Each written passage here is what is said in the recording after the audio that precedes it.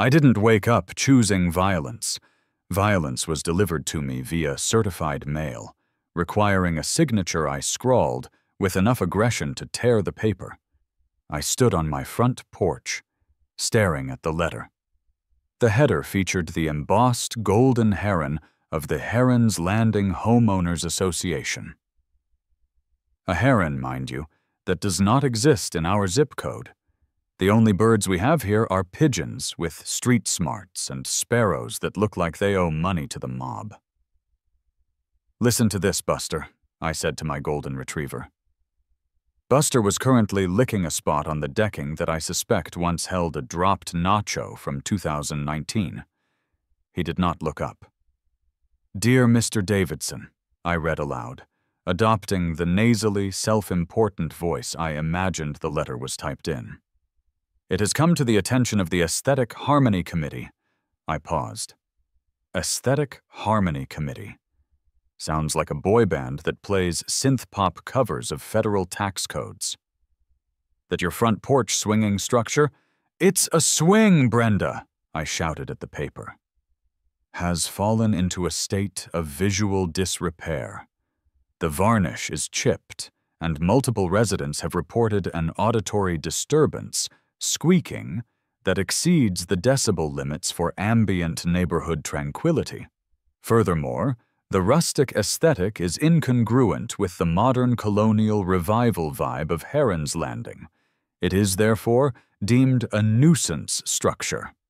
Please remove it within 48 hours to avoid a daily fine of $50. I lowered the letter. I looked at my swing.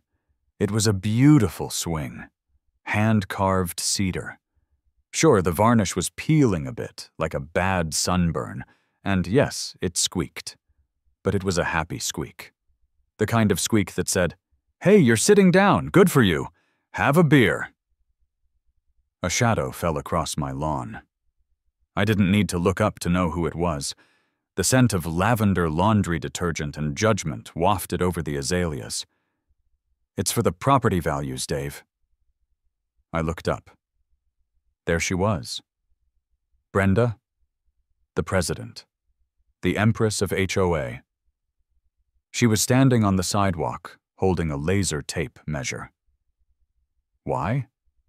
Because Brenda doesn't trust rulers. Rulers are for amateurs. Brenda deals in laser precision. "Property values, Brenda?" I walked to the railing, the letter crinkling in my fist. "It's a piece of wood on a chain. It's not a meth lab. It's not a burnt-out 1998 Honda Civic. It's a swing." Brenda adjusted her visor. She was wearing her patrol outfit, khaki capris and a polo shirt tucked in so tight it looked painful. "It's the squeak, Dave, the squeak. The Millers can hear it from 3 houses down. It disturbs their yoga practice." "The Millers do yoga?" I asked. I saw Bob Miller eating a calzone the size of a steering wheel in his driveway yesterday.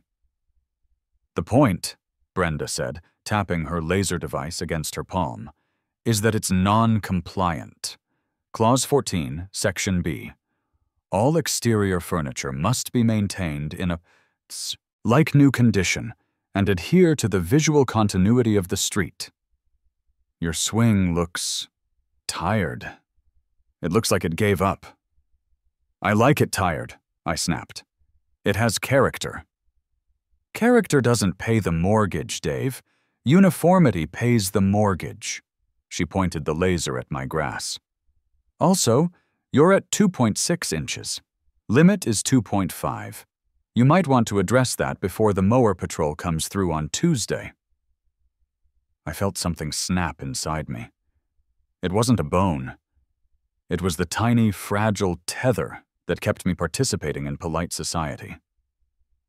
I looked at the swing, then I looked at Brenda. Then I looked at the letter again. "Remove it within 48 hours. "You know what, Brenda?" I said, my voice dangerously calm. I forced a smile. It felt tight, like plastic wrap stretched over a bowl of leftovers. "You're right. Brenda blinked. She wasn't used to agreement. She was used to tears, arguments, and the occasional throwing of garden gnomes. I am? Absolutely, I said, nodding vigorously. Visual continuity, aesthetic harmony. You can't have a tired, squeaky swing bringing down the vibe of the heron. I'll take it down immediately. Brenda narrowed her eyes. Suspicion radiated off her like heat off pavement. Really? Just like that? Just like that, I said. In fact, I'll replace it with something sturdy. Something that doesn't squeak. Something that really anchors the space. Well, Brenda said, putting her laser away. She looked disappointed that she didn't get to write a citation. That's surprisingly cooperative of you, Dave. Just make sure whatever you replace it with is, tasteful. Fixed seating is usually preferred. Less noise. Fixed seating, I repeated. The words tasted like ambrosia. Got it. Fixed. Weather-resistant. Permanent. Good, she said.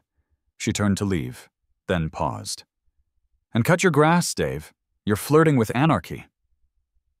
I watched her walk away. Buster, I said to the dog, who was now asleep on the nacho spot. We're going shopping. I stormed into the house, fueled by the specific, high-octane rage that only pettiness can provide. I sat at my computer, cracked my knuckles, and opened the HOA bylaws PDF. It was 140 pages long.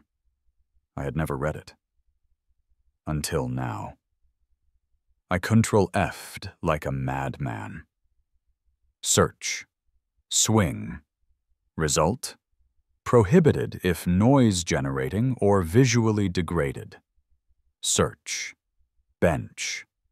Result. Must be teak, wrought iron, or approved composite material. Search. Plastic. Result. Prohibited as primary material for lawn ornaments. I leaned back. Lawn ornaments. Not porch furniture. I scrolled to Section 12, Permissible Porch Seating. Porch furniture must be stationary, weather-treated, and securely anchored to prevent wind hazards. It must not impede the entryway. Preferred materials include iron, treated wood, or high-durability industrial polymers. High durability. Industrial. Polymers. I grinned. I opened a new tab. I went to GovDeals, the auction site, where municipalities sell things they don't want anymore. Usually it's old police cruisers or pallets of printer toner. But today, the universe was singing to me. Auction ending in 2 hours. Lot 44. 4. Authentic stadium seats. Mud hens. Minor league park. Demolition sale. Condition. Used. Vintage. Color. Blaze orange. Safety cone orange. Mounting. Iron stanchions. Bolt down ready. My heart skipped a beat. I clicked the image. They were magnificent. They were hideous. They were the color of a radioactive tangerine. They had hard, plastic backs and folding iron seats that snapped up with the force of a bear trap. I zoomed in. On the back of the third seat, scratched into the plastic with a key, were the words, Chuck loves Donna, 1994. It's perfect, I whispered. My phone rang. It was Mike. Mike is the kind of friend who doesn't ask why, but rather, do you need my truck? Mike, I said, answering on the first ring, I need you to talk me out of something. No, Mike said immediately. Whatever it is, do it. Brenda cited me for my porch swing. The witch, Mike hissed. What are we doing? Flaming bag of dog poop? I have a stockpile. Too amateur, I said. I'm looking at a row of stadium seats from the old Mudhens ballpark. The orange ones. There was silence on the line. Heavy silence. Dave, Mike said, his voice filled with reverence. Are we talking about the seats that smell like stale beer and regret? The very same. The ones that are designed to be uncomfortable so you buy more hot dogs to numb the pain? Correct. And you want to put them on your front porch, in Heron's Landing, next to the Millers and their Zen garden? Brenda said she wanted fixed seating. She said she wanted high-durability polymers. These things survived the riot of '08, Mike. You can't get more durable than that. Dave, Mike said, this is nuclear options. This is mutually assured destruction. If you bolt stadium seats to your porch, you are declaring war on the very concept of suburbia. I know, I said. I'm currently the high bidder. $40. $45? Mike laughed. That's stealing. You're stealing history. Wait, how are you going to install them? You can't just set them down. They're top-heavy. If you sit in one without bolting it, you'll tip backward and crack your skull. I need a contractor, I said. I need someone who doesn't ask questions, someone who doesn't care about curb appeal. I need Sully. Oh, God, Mike groaned. Not Sully. The last time Sully fixed something at my house, he accidentally walled up a cat. Did the cat survive? Yeah, but it came out speaking Latin. Sully is chaos, Dave. I need chaos, I said, watching the auction timer tick down. 00:03:45. I need someone who will drill into my foundation and not blink when I tell him to anchor a row of garbage orange chairs facing the street. Win the auction, Mike said. I'll text. Sully. But if you get arrested, I'm keeping your barbecue smoker. I clicked BID. Sully arrived 2 days later in a van that sounded like it was coughing up a lung. The van was white, or at least it had been at some point during the Nixon administration. Now it was a tapestry of rust, primer, and a bumper sticker that simply read, I don't break. The seats had been delivered the day before on a pallet. They sat in my driveway, wrapped in shrink wrap, looking like a monolith of orange defiance. Sully hopped out of the van. He was a man shaped like a vending machine, wide, square, and capable of dispensing violence if you shook him. He wore tool belt suspenders and a t-shirt that said, Sully's Fix It. We fix it, or it was already broke. He didn't say hello. He just walked up to the pallet, kicked it with a steel-toed boot, and grunted. These the victims? Sully asked. His voice sounded like gravel in a blender. These are the assets, Sully, I said, walking down the driveway. I need them on the porch, front and center, facing the street. Sully pulled a knife from somewhere, I think his boot, maybe his ear, and sliced the shrink wrap. The orange plastic gleamed in the morning sun. It was aggressive. It hurt the eyes. Sully stared at them. He scratched his neck, which was thick enough to stop a small caliber bullet. Stadium seats, he said flatly. Correct. From the ballpark. Yes. These things weigh about 100 pounds a pop. Cast iron legs, spring-loaded mechanism. He looked up at my house. My beige, tasteful, HOA-compliant house. Then he looked at the seats. Then he looked at me. You divorced? Sully asked. No. You trying to be? Sully, it's a design choice. It's industrial chic. Sully spat on the driveway. It's ugly as sin, Dave. I love it. Where do you want 'em? We walked up to the porch. The ghost of my old swing hung in the air. Literally, the hooks were still in the ceiling. Right here, I pointed to the center of the decking. Facing out, so I can watch the world burn. Sully got down on his knees, which made a cracking sound like a dry branch snapping. He pulled out a tape measure. Here's the problem, boss. These seats are floor mount. They need gravity and bolts. You got composite decking here. If I just screw 'em in, the first time you lean back with a beer, you're gonna rip the deck boards right out. You'll go tumbleweeding into the azaleas. So what do we do? Sully grinned. It was a terrifying sight. He was missing a tooth, and I'm pretty sure he lost it biting a nail in half. We go deep. I gotta drill through the decking, into the joists. Maybe add some blocking underneath.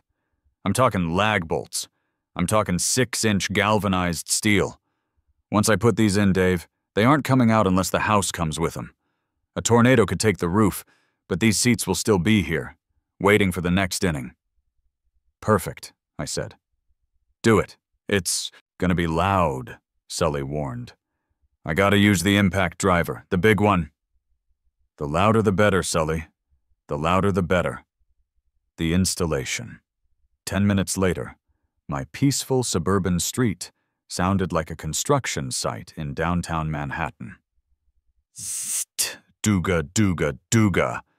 Sully didn't just install things, he assaulted them. He was using a drill that looked like a weapon from Starship Troopers.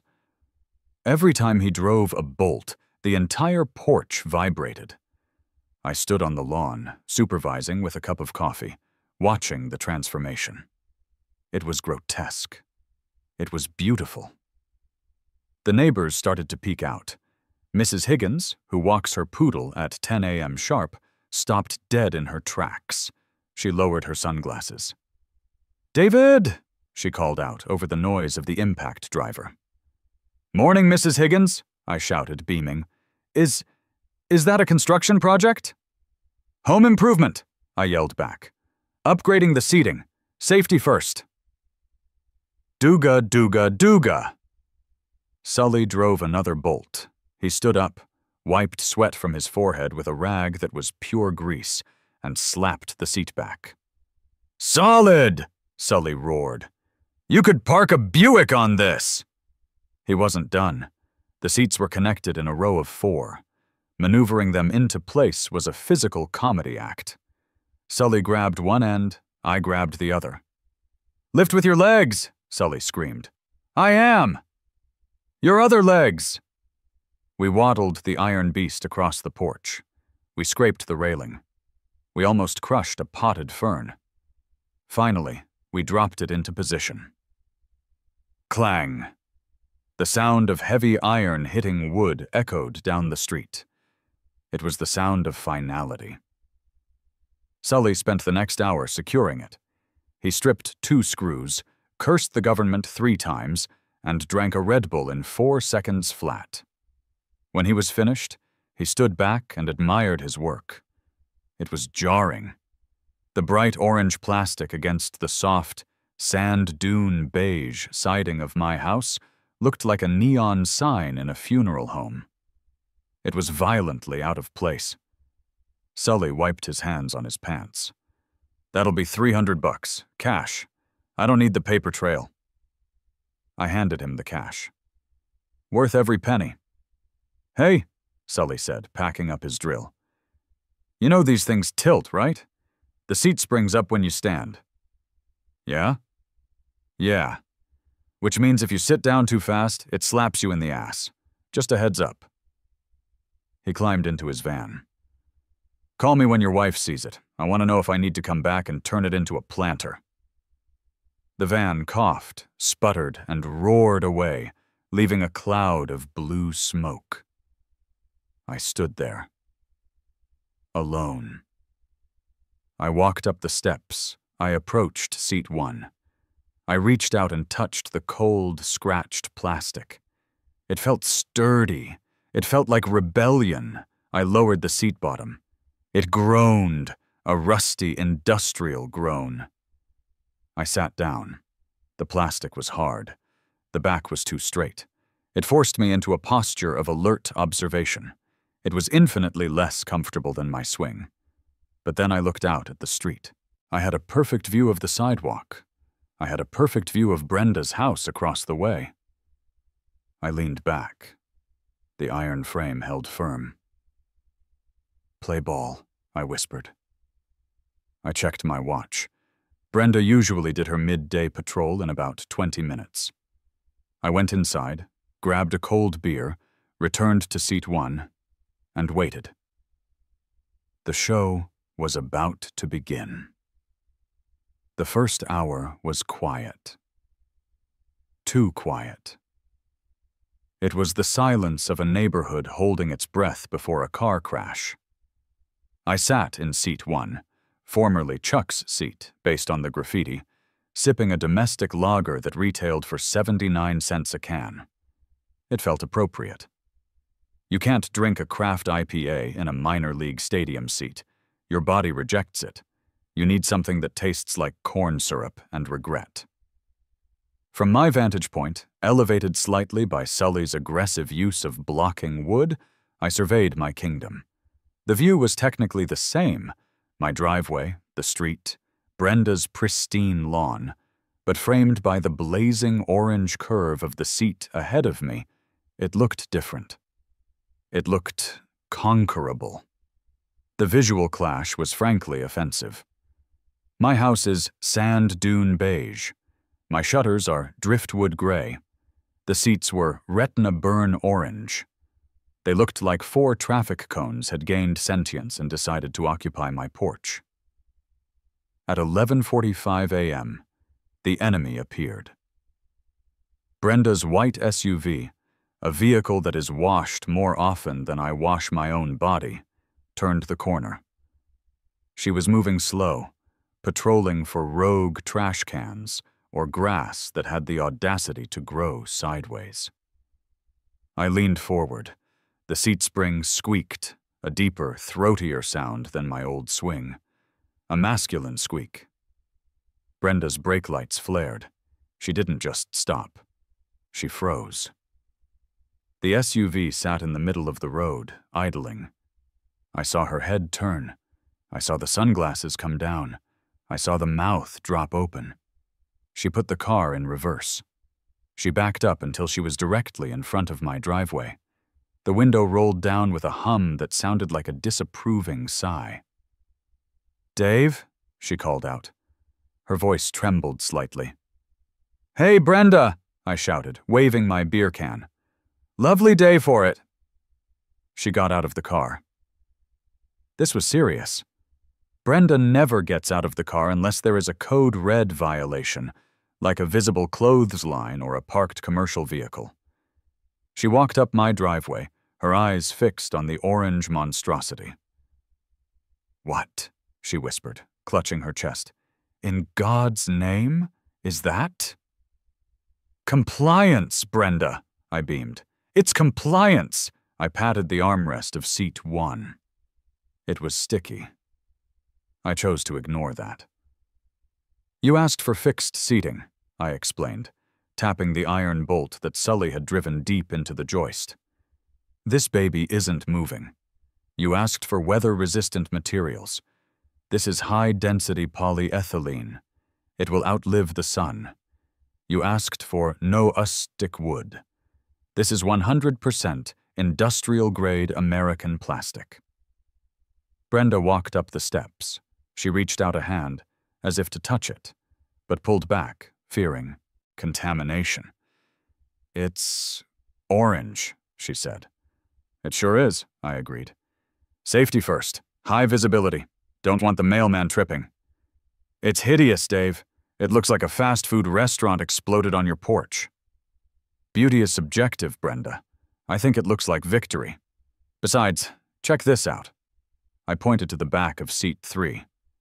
"See that scratch? It says umpire sucks. That's history. You can't buy that at Pottery Barn." Neighbors were starting to gather now. The illusion of privacy in the suburbs is just that. An illusion. Bob Miller, of the calzone incident, was pretending to check his mailbox, but he was staring. Mrs. Higgins had stopped with her poodle again. "It violates the aesthetic harmony," Brenda snapped, finding her footing. "It clashes with the siding. It clashes with the street. It clashes with civilization, Dave." "Does it?" I asked, feigning innocence. I checked the bylaws.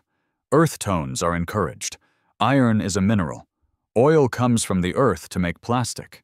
It's practically organic. It's a nuisance, she hissed. Is it? Is it squeaking? I sat perfectly still. No. Is it rotting? No. Is it a swing? No. It is a bench, Brenda. A row of individual benches. Brenda's face turned a shade of red that almost matched the seats. She pulled out her phone. I'm calling the board, she threatened. Tell them I have 3 open seats, I called after her as she marched back to her car. General admission is free. Box seats are $5. She slammed the door of her SUV so hard the chassis shook. As she drove away, Bob Miller walked up to the edge of my lawn. Hey, Dave, Bob said. Hey, Bob. Are those from the old stadium? Row G, I said proudly. Bob looked at them with a misty look in his eyes. I caught a foul ball in row G once. Dropped my nachos, though. Come on up, Bob, I said, gesturing to seat 2. Relive the glory. Bob looked at Brenda's retreating car. He looked at the seat. He looked at his own house, where his wife was likely waiting with a list of chores. Bob walked up the steps and sat down. The spring-loaded seat snapped down. He leaned back. Uncomfortable, Bob noted. Excruciating, I agreed. I love it, Bob said. The police arrived at 2:15 p.m. To be fair, I expected them. Brenda treats the local police department like her own private security firm. She once called 911 because a squirrel looked rabid. It was just eating a pizza crust. I was alone on the porch again. Bob had to go home to mow, when the cruiser rolled up. It was Officer Higgins. I knew Higgins.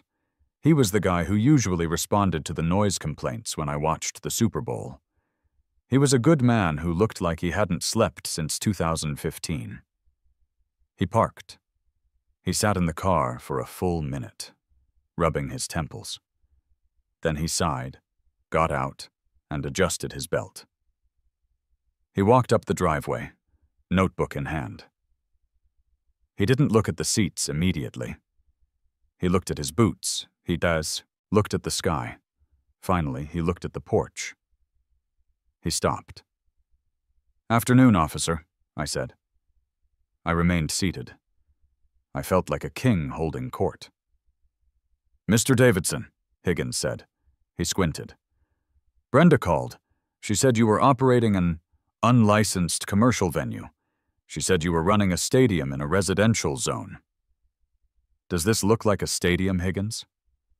Well, Higgins gestured to the bright orange row. It doesn't not look like a stadium. It's patio furniture, I said. I have receipts. Higgins walked up the steps. He was a big guy, and the stairs groaned slightly. He stood in front of the seats. He reached out and tapped the hard plastic back of seat 4. These are legit, he muttered. Mudhen's demolition sale, I said. $45. Get out. Higgins looked closer. He traced the number 4 on the armrest. A slow smile spread across his tired face.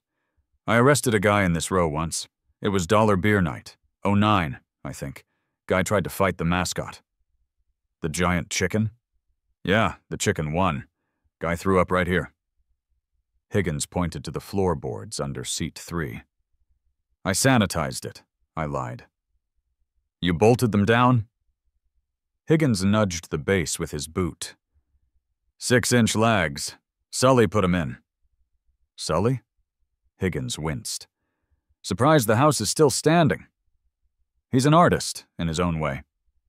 Higgins sighed and flipped his notebook closed. Look, Dave, Brenda is agitated. She's saying it's an eyesore. She's saying it's a blight. Is it illegal, Higgins? I asked. Is there a law against orange chairs? Technically, no. Unless you start selling tickets or hosting monster truck rallies in the driveway, it's private property. It's ugly as hell, Dave. I gotta be honest. But it's not criminal. That's all I needed to hear? However, Higgins leaned in, lowering his voice. You're poking the bear. Brenda isn't just a bear. She's a bear with a law degree and too much free time. She's going to escalate. Let her, I said. I'm comfortable. Well, actually my lower back is killing me, but metaphorically, I'm comfortable. Higgins chuckled. He looked at the empty seat next to me. For a second, I thought he was going to sit down. Then his radio crackled. Unit 4, we have a 1056 at the 7-Eleven. Intoxicated male fighting a slushy machine. Duty calls, Higgins said. He turned to leave. Nice install, Dave. Go Hens. Go Hens, I replied. As Higgins drove away, he gave a short whoop-whoop of the siren. Across the street, Brenda's blinds snapped shut. She had been watching, and she had seen the law take a side. The side of the orange plastic. If Brenda wanted to accuse me of running a commercial venue, I felt obligated to at least provide the atmosphere of one. That Friday night, I initiated Operation Tailgate. I invited Mike. I invited Bob Miller, who snuck out while his wife was watching The Crown. I invited my cousin Steve, who is loud by default and owns more jerseys than dress shirts. Gentlemen, I said as they arrived, welcome to the VIP box. Mike stared at the porch. He wiped a tear from his eye. It's even worse in person, Dave. It's magnificent. We filled the seats. 4 grown men, all hovering around the 200-pound mark, squeezing into seats designed for the average human malnutrition levels of the 1940s. It was tight. Our shoulders touched. We were packed in like sardines in a tin can made of anger and iron. This is intimate, Steve noted, trying to find a place for his elbows. It's authentic, I corrected. Here, put this on. I handed out foam fingers. I handed out hot dogs wrapped in tinfoil that had been boiling in water for way too long. They were soggy. They were perfect. What are we watching? Bob asked, taking a bite of his gray hot dog. The street, I said. We're watching the street. And we did. We sat there, drinking beer, treating the suburban traffic of Heron's Landing like live sports. A Honda Civic drove by. Boo! Mike screamed, waving his foam finger. Use your turn signal, you bum! A kid on a bicycle rode past. Pedigree, pedigree, pedigree, Steve chanted. Safe, I yelled as the kid made it to the stop sign. We were loud. We were obnoxious. We were having the time of our lives. The seats were horribly uncomfortable. My legs were falling asleep. But the camaraderie of shared suffering, that specific stadium suffering, was intoxicating. Then, the highlight of the evening occurred. A rusted white van came barreling down the street. It was backfiring like a machine gun. Sully! I screamed. Sully slowed down. He rolled down the window. He was smoking a cigar that looked like a stick of dynamite. How's the integrity? Sully shouted over the engine noise. Solid as a rock, Sully, I yelled back, bouncing in my seat to demonstrate. The porch groaned, but held. Sully honked, a custom horn that played the first 4 notes of La Cucaracha, and sped off, leaving a cloud of exhaust that made us all cough. That man is a national treasure, Mike wheezed. Then the mood shifted. The air grew cold. Brenda was coming. She wasn't in her car this time. She was on foot. And she wasn't alone. She had backup. She had brought the committee.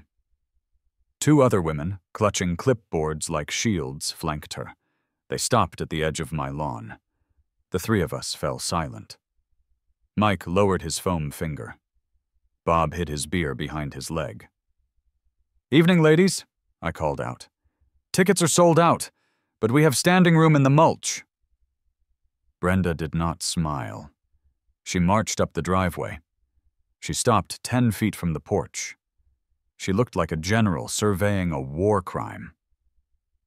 "This constitutes a gathering," Brenda announced. "It's 4 guys sitting on a porch, Brenda," I said. "It is a public disturbance," she countered. "And frankly, David, it is a mockery. You are mocking the subdivision. You are mocking the values of this community." "I'm eating a hot dog," Mike offered. "Want a bite? It's boiled." Brenda ignored him. "We have found a clause," she said, raising her voice. She tapped her clipboard. "Clause 88, paragraph C. Exterior furniture must not define the character of the home in a manner inconsistent with the architectural integrity of the primary structure." "Meaning?" I asked. "Meaning," she smiled, a shark-like baring of teeth. "Your house is a colonial revival. Those seats are industrial brutalism.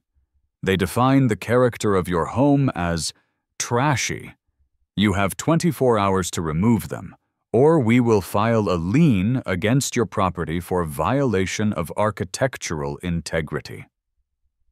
"A lien?" Steve whispered. "Can they do that?" "They can try," I said. I stood up. My seat snapped back with a loud clack. "Brenda," I said, "you're telling me these seats don't fit the character of the house?" "They look like you stole them from a demolition site," she said, "which I assume you did." "I bought them legally."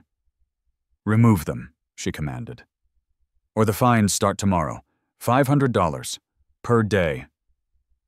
She turned on her heel. Her minions turned with her. They marched away in perfect formation. "She's good," Bob muttered. "Terrifying, but good." 500 a day. Mike did the math. "Dave, that's a lot of hot dogs." I sat back down. The seat didn't feel like a throne anymore. It felt like a defendant's chair. "I need a lawyer," I said. "You need a miracle," Mike said. "Or a screwdriver." "No," I said, staring at Brenda's house. "No screwdrivers. I'm not taking them down. I'm digging in." The next morning, the official letter arrived. Notice of intent to levy fines. Violation. Architectural incongruity. Penalty, $500. Day. I sat at my kitchen table, staring at the paper. My rage was gone, replaced by a cold, hard panic. $500 a day. I checked my savings account. I could afford to be petty for approximately 11 days. After that, I'd be petty and homeless. "I should fold," I told Buster. "I should just unbolt them and put up a wicker settee from Wayfair." Buster sneezed. He judged me. "You're right," I said. "We don't negotiate with terrorists." I went to the library. Not the internet. The actual library. I needed the deep magic. I needed state statutes. I needed county ordinances. I needed a loophole so big I could drive a Zamboni through it. I spent 4 hours in the local history and ordinance section. The librarian, a woman named Mrs. Gable, who looked like she was born holding a stamp pad, watched me suspiciously. "Looking for anything in particular?" she asked. "Zoning laws," I said, "and historic preservation statutes." "Ah," she nodded knowingly. "HOA fight?" "War," I corrected. She slid a dusty binder across the desk. "County Bylaws, Volume 4, Exemptions and Artistic Expressions." I opened it. I read. My eyes blurred. Subsection after subsection about fence heights and shed, setbacks. And then I found it. State Statute 14B, the Cultural Preservation Act. Any structure, display, or installation that serves to preserve, educate, or memorialize the specific cultural or sporting history of the county shall be exempt from local aesthetic ordinances, provided the display is accessible to the public view and properly labeled with historical context. I read it again. Sporting history. Exempt from local aesthetic ordinances. My heart hammered against my ribs. The Mud Hens were a county team. The stadium was a county landmark. My seats weren't furniture. They were artifacts. I wasn't a homeowner with bad taste. I was an amateur curator. I packed up my things. I ran out of the library. I drove straight to Awards and Trophies, a strip mall shop that mostly sold soccer trophies for 6-year-olds. I need a plaque, I told the guy behind the counter. Brass, fancy font, rush order. What do you want it to say? I wrote it down on a scrap of paper. The guy read it. He looked at me. Serious? Dead serious. It'll be ready in an hour, $40. While I waited, I went to the hardware store. I bought a velvet rope, the kind they have at movie theaters. I bought 2 brass stanchions. I drove home. I could see Brenda across the street, watching from her window. She probably had her calculator out, adding up my fines. I walked up to the porch. I polished the orange plastic with a microfiber cloth. I took the brass plaque and screwed it into the siding, right next to the seats. I set up the velvet rope in front of the steps, creating a small barrier that allowed viewing but restricted access. I stepped back. It looked ridiculous. It looked official. The plaque gleamed in the afternoon sun. It read, "The Mud Hens Memorial Exhibit, circa 1994. Preserving our county's sporting heritage, Row G, seats 114. Note, Umpire Sucks engraving is original to the artist." I took a picture. I emailed it to the HOA board, CCing Brenda, with the subject line, "Regarding Statute 14B, Museum Exemption." Then I sat in seat 1, behind the velvet rope, and waited for the explosion. It didn't take long. My phone buzzed. It was an email from the HOA lawyer. "Mr. Davidson, we are reviewing your claim regarding historical exemption.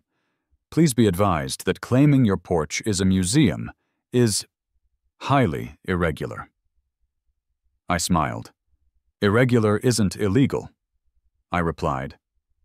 "I look forward to discussing the cultural significance of minor league hot dog stains at the next meeting. I will be bringing a curator, Sully." I leaned back. The plastic dug into my spine. The velvet rope fluttered in the breeze. Round 2 to the curator. But the final boss battle was yet to come. The monthly meeting was in 3 days, and Brenda would not go down without a fight. The monthly meeting of the Herons Landing Homeowners Association is held in the basement of the community center. It is a room that smells of floor wax and suppressed rage. The lighting is fluorescent and unflattering, designed to make everyone look guilty of something. I walked in at 6:59 p.m. I was wearing a suit. Not a business suit, a polyester powder blue tuxedo I had found at a thrift store years ago. It felt respectful to the era of the stadium seats. I carried a briefcase containing my evidence, the brass plaque, a printout of Statute 14B, and a bag of stale peanuts. The room was packed. Usually these meetings are attended by 3 people: Brenda, the treasurer, a man named Gary who hates joy, and Mrs. Higgins, who comes for the free cookies. Tonight, it was standing room only. The orange blight had become a spectator sport. As I walked down the center aisle, the room went silent. I nodded to Bob Miller. He gave me a covert thumbs up from the back row. I took my seat in the front row. Brenda sat behind a long table on a raised platform, like a judge at a tribunal for lawn crimes. "The meeting will come to order," Brenda announced, banging a gavel that looked suspiciously large for a municipal gathering. She skipped the minutes. She skipped the budget report. She went straight for the throat. "Item 1, Brenda said, her eyes locking onto me like missile guidance systems. "The situation at 14 Maple Drive." A murmur went through the crowd. Someone whispered, "The seats." Brenda clicked a remote. A projector screen descended. A PowerPoint slide appeared. It was a photo of my porch zoomed in on the orange seats. She had applied a filter that made them look radioactive. "This," Brenda said, gesturing at the screen, "is an assault on our values. It is an eyesore. It is a safety hazard. And Mr. Davidson claims it is a museum." Laughter rippled through the room. Gary the treasurer snorted. "Mr. Davidson," Brenda said, "the floor is yours. Explain yourself before we authorize the lien." I stood up. I buttoned my powder blue jacket. I walked to the podium. I placed my briefcase on it. I opened it and took out the peanuts. I cracked one open. The sound was deafening in the quiet room. "Ladies and gentlemen of the board," I began. "Neighbors, Bob." "Hey, Dave," Bob whispered. "You see orange plastic," I said, pointing at the screen. "I see heritage. You see a nuisance. I see the soul of this county." "It's ugly, Dave," shouted Susan from down the street. "It's history, Susan," I shot back. "Do you know what happened in Seat 3? In 1996, a man proposed to his wife during the 7th-inning stretch. She said no. He cried. That seat holds the emotional resonance of human tragedy. You want me to throw that in a landfill?" "We want you to put it in the garage," Brenda yelled. "It doesn't belong on a front porch in a colonial revival district." "And that," I said, pulling out my trump card, "is where you are wrong." I held up the printout of Statute 14B. "According to the Cultural Preservation Act," I read, my voice booming, "displays of sporting history are exempt from aesthetic ordinances. My porch is not a porch. It is an annex. It is the Mud Hens Memorial Wing.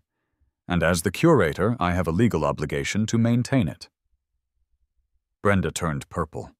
She leaned over to whisper to the HOA lawyer, a young guy named Kevin who looked like he wished he was literally anywhere else. Kevin shrugged. He whispered back. Brenda's eyes widened. "Kevin says—" Brenda gritted her teeth. "Kevin says the statute is vague. But that doesn't mean you win, Dave, because we have a structural engineer's report." She clicked the slide. "We believe the installation is damaging the structural integrity of the deck. We can order its removal for safety reasons." I smiled. I had anticipated this. "Actually," I said, "I consulted with my contractor, Mr. Sullivan." "The man who drives the death van?" Gary asked. "The very same. He used 6-inch lag bolts. He drilled directly into the main joists. He also used a proprietary adhesive known as Gorilla Snot. If you try to remove those seats, you will not just remove the seats. You will rip the entire front facade off my house." The room gasped. "I'm serious," I lied. "They are load-bearing now. The house is holding on to them for dear life. If you force me to remove them, the roof might collapse. And who will be liable? The Aesthetic Harmony Committee." Brenda stared at me. I stared at Brenda. It was a standoff, the irresistible force of HOA bylaws meeting the immovable object of my pettiness. "So," I continued, pressing my advantage, "you can have an orange porch, or you can have a pile of rubble and a lawsuit. Your move, Brenda." The room erupted. Arguments broke out. Bob Miller started chanting, "Save the seats!" Mrs. Higgins asked if the peanuts were free. Brenda banged the gavel. "Order! Order!" She looked at me with pure, unadulterated loathing. "We will recess," she spat, "to discuss options." I sat down. I ate another peanut. I felt like Gladiator. The recess lasted 45 minutes. When the board returned, they looked exhausted. Kevin the lawyer looked like he had aged 10 years. "Mr. Davidson," Brenda said. Her voice was tight. "We have reached a conclusion." "I'm listening." "We acknowledge the difficulty of removal without structural damage, and we acknowledge the ambiguity of the historical statute." "Victory," I whispered. "However," she cut in, "we cannot allow the orange. It is non-negotiable. It is a blight. It is causing property values to dip in real time. I checked Zillow 5 minutes ago." "So what do you propose?" "A compromise," she said. The word tasted like ash in her mouth. "You may keep the seats. You may keep the museum designation. But the seats must be painted." "Painted?" I recoiled. "You want me to paint over history? Over the graffiti? Over the gum?" "They must be painted," she insisted. "Color code SW7548. Portico beige. It is the only approved color for exterior furniture."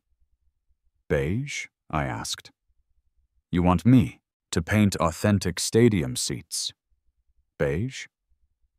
"Take it or leave it, Dave. If you refuse, we will sue you for the structural damage to the deck, regardless of the cost. We will tie you up in court until you are 90. I looked at Kevin.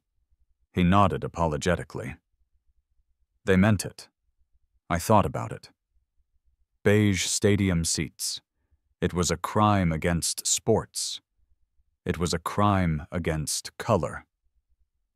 But it was also a way to keep them. "Fine," I said. "I'll paint them. But I want it in writing. No fines, no liens. The seats stay forever." "Agreed," Brenda said. She looked triumphant. She thought she had neutered the beast. She thought beige paint would tame the chaos. She was wrong. The transformation. The next day, Sully arrived. I told him the plan. "Beige?" Sully spat on the driveway. "That's sacrilege, Dave. That's like putting a bumper sticker on a Ferrari." "It's the only way, Sully. We have to go undercover." Sully sighed. He went to the back of his van and pulled out a sprayer. "I got the paint. Portico beige. Looks like oatmeal that gave up on life." We spent the afternoon prepping the seats. I felt like I was preparing a body for a funeral. We taped off the iron legs, which Brenda allowed to stay black. We sanded down the rough spots, but I made sure to put a piece of painter's tape over the "Umpire Sucks" carving. I would paint over the tape, peel it off later, and fill the letters with beige crayon. Hidden history. Sully loaded the sprayer. "Ready?" he asked. "Do it," I said, turning away. I couldn't watch. P.S. What? The vibrant, aggressive orange disappeared under a coat of soulless, neutral sludge. It took 2 coats. When it was done, the seats looked wrong. They looked like they belonged in a waiting room for purgatory. They were the color of a government form, but they were still stadium seats. They still had the hard plastic backs. They still had the spring-loaded snap. They still looked insane, but now they looked camouflaged. Brenda walked by as the paint was drying. She stopped. She nodded. "Better," she called out. "Much better. Now it blends." It blends perfectly, Brenda, I shouted. See? She smiled, a genuine, terrifying smile. Cooperation is easy, Dave. She walked away, satisfied. She thought the war was over. She thought she had won. Sully, I said, watching her go. Is the other thing ready? Sully grinned. His gold tooth flashed in the sun. Wired it up this morning while you were arguing with the paint mixer. Hidden under seat 2. Battery-powered. Remote trigger. Excellent. You're a sick man, Dave, Sully said affectionately. I'm a historian, Sully, and history is loud. A week passed. The beige era of the porch had begun. The neighbors got used to it. In fact, because the seats were now the exact same color as the house, from a distance, they looked like weird architectural growths, like the house had developed tumors. But the fines stopped. The letters stopped. Peace returned to Heron's Landing. I sat in seat 1 every evening. It was still uncomfortable. It was still rigid. But now, I sat in stealth mode. I was the invisible spectator. Brenda walked by every day at 5:00 p.m. She would look at the beige seats, nod in approval at her own power, and continue her patrol. But I had one last modification. It was a Tuesday. A beautiful, quiet Tuesday. Brenda was approaching. She was distracted, typing on her phone, probably reporting a dandelion to the FBI. She reached the edge of my driveway. I was sitting in seat 1, reading a newspaper, a prop. My hand slipped into my pocket. My finger found the remote. Brenda took a step onto the sidewalk in front of my house. I pressed the button. From underneath the seats, amplified by the hollow space of the porch decking, came a sound. It wasn't deafening. I didn't want another noise complaint. It was subtle, crisp, high fidelity. Da-da-da-da-da-da. Charge! It was the classic organ charge fanfare. Brenda jumped. She actually left the ground. She spun around, looking for the source. What was that? She asked. I lowered my newspaper. What was what, Brenda? That noise, that organ music. I didn't hear anything, I said calmly. Maybe it's the wind, the acoustics of the beige paint? She narrowed her eyes. She looked at the seats. They sat there, silent, neutral, compliant. They gave away nothing.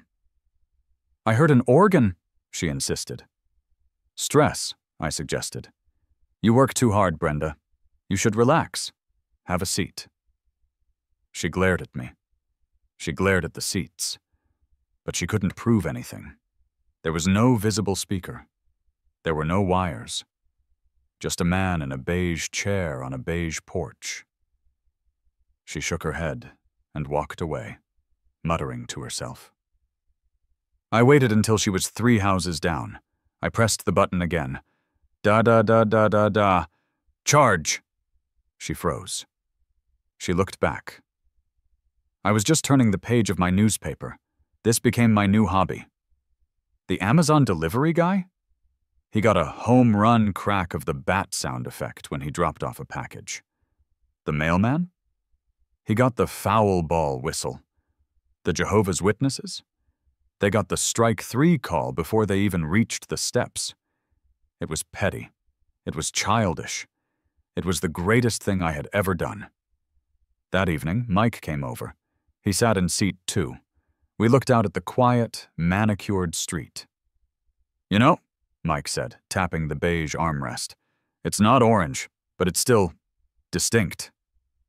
It's a compromise, I said. You going to leave it like this forever? I don't know, I said. I looked at the spot on the lawn where Brenda had measured the grass height. I feel like the porch is done, but the yard... The yard? Mike asked nervously. Yeah, I said, gazing at the mailbox. The mailbox looks a little quiet, a little lonely. Dave, Mike warned. Don't. I'm just saying, I mused, a smile spreading across my face. I saw a scoreboard on eBay yesterday. High school gym, surplus. The lights still work. Brenda will kill you. Let her try, I said, reaching into my pocket and triggering the organ one last time. Charge! I have the home field advantage. I took a sip of my cheap beer. The sun set over suburbia, reflecting off the glossy beige plastic of my victory. The swing was gone. The war was over. But the season was just beginning.